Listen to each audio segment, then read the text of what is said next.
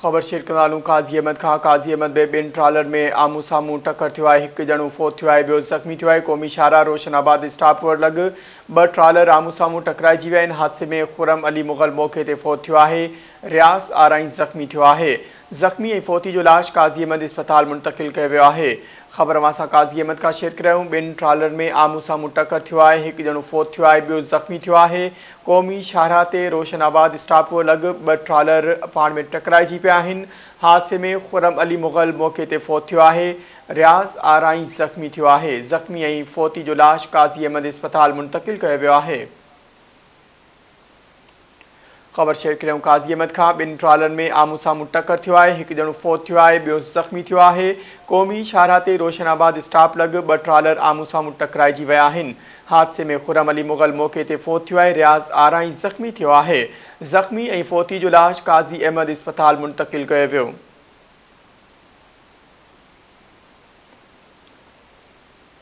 काज़ी अहमद खां ख़बर शेयर करियो। ॿिनि ट्रालर में आमू साम्हूं टकर थियो आहे। हिकु ॼणो फोत थियो आहे, ॿियो ज़ख़्मी थी पियो आहे। क़ौमी शाहराह ते रोशनाबाद स्टॉप लॻ ॿ ट्रालर आमू साम्हूं टकराइजी पिया आहिनि। हादसे में खुरम अली मुग़ल मौक़े ते फोत थियो आहे। रियाज़ आराई ज़ख़्मी थियो आहे। ज़ख़्मी ऐं फोती जो लाश काज़ी अहमद अस्पताल मुंतक़िल कयो वियो आहे।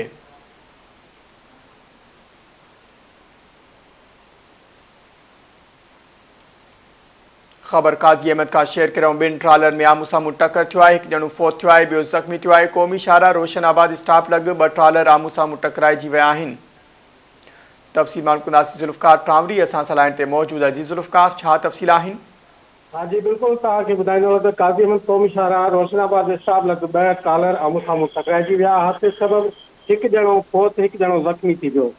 जॾहिं त मां तव्हांखे ॿुधाईंदो त फोती जो लाश ज़ख़्मी खे काज़ी अहमद अस्पताल मुंतक़िल कयो आहे। क़ौमी शाहराह रोशनाबाद स्टॉप लॻ कराची खां लाहौर वेंदड़ ट्रालर साम्हूं ट्रालर सां टकराइजी वियो।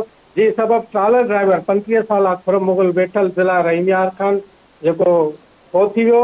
जॾहिं त रियाज़ अली आराई ज़ख़्मी थी पियो। इतलाह ते काज़ी अहमद पुलिस पहुची फोती जो लाश ऐं ज़ख़्मी खे काज़ी अहमद अस्पताल मुंतक़िल कयो वियो। जॾहिं त फोती नौजवान जो लाश ज़रूरी कार्रवाई बाद वारसनि हवाले कयो आहे। जॾहिं त काज़ी अहमद पुलिस पहुची ॿिन्ही ट्रालरनि खे तहवील में वठी छॾियो आहे। जी महिरबानी आगाह करण लाइ।